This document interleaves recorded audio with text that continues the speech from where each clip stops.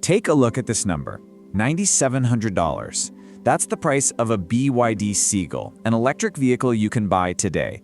And that number, well, it fundamentally breaks the economic model of the entire global auto industry.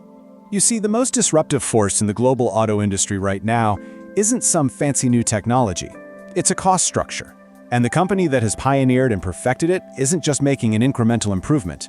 They've turned cost into a weapon, and they're deploying it with strategic precision to rewrite the rules of manufacturing, competition, and even geopolitics. This is Autoread. We decode the machines and the markets that move the world. So how on earth is a $9,000 EV even possible? To understand that, you have to look past the assembly line and deep into the supply chain. The real engine of BYD's strategy isn't on the factory floor. The factory is the engine, a system of extreme vertical integration. It's really kind of staggering. Industry analysts at Third Bridge have noted that BYD makes almost everything in-house, except for glass and tires. Now, this goes way beyond just owning the battery plant. It's about controlling the production of the most critical, most expensive parts of an EV. When you eliminate supplier markups, you shorten capital cycles, you synchronize R&D, well, the result, according to research by Dean Francis, is a manufacturing cost base that is up to 30% lower than its competitors. You know, the best analogy here isn't another car company. It's Amazon. Just think about how Amazon built its own logistics network, from warehouses to delivery vans to control the entire customer journey. That is exactly what BYD has done with its own industrial backbone. And this gives it absolute pricing power.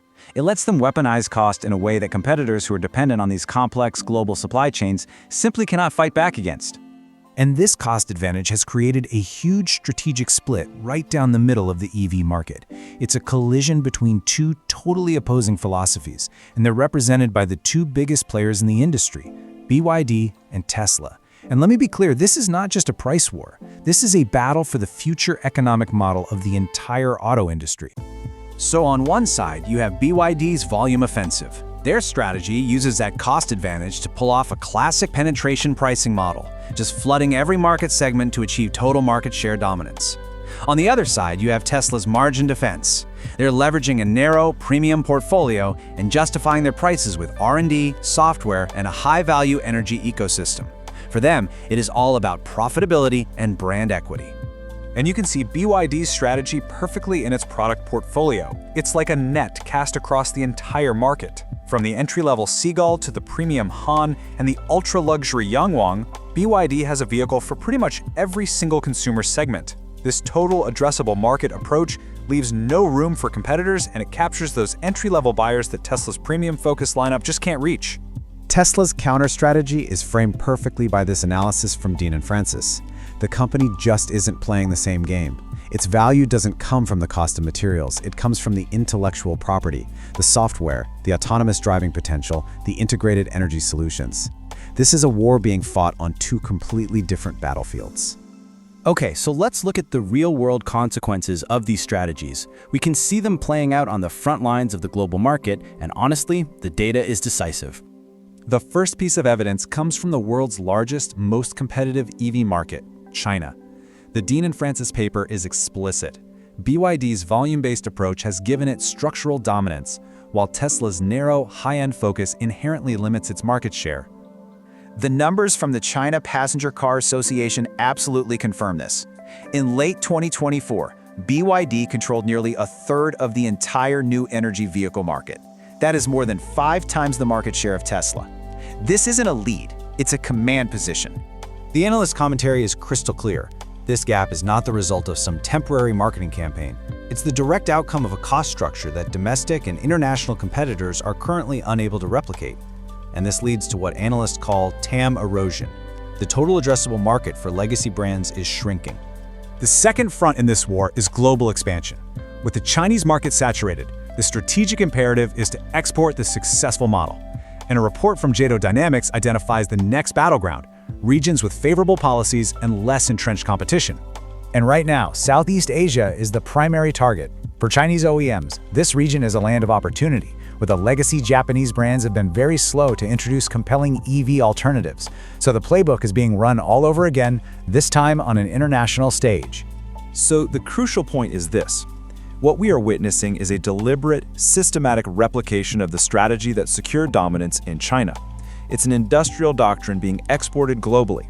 Use a superior cost structure to penetrate markets with affordable, high-value products, and target the mass market segments that the incumbents have neglected.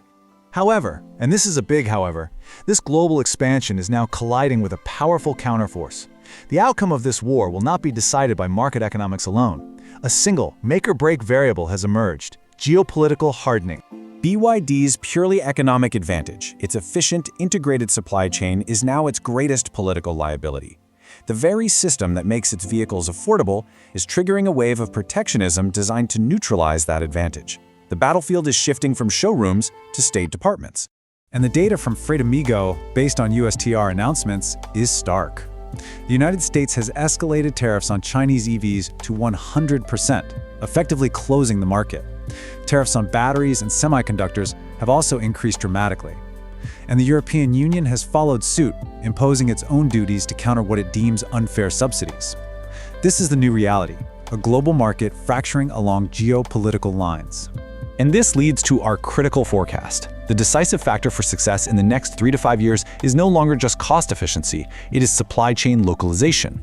The winners will be the companies that can build production capabilities inside these new tariff walls, circumventing trade barriers by becoming local manufacturers.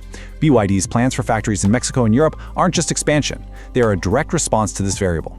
It's a calculated move of regulatory arbitrage.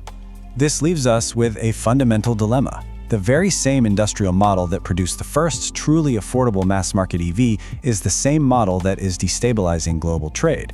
So we have to ask, is this level of vertical integration the only viable path to widespread EV adoption, and are we willing to accept the geopolitical fallout it creates?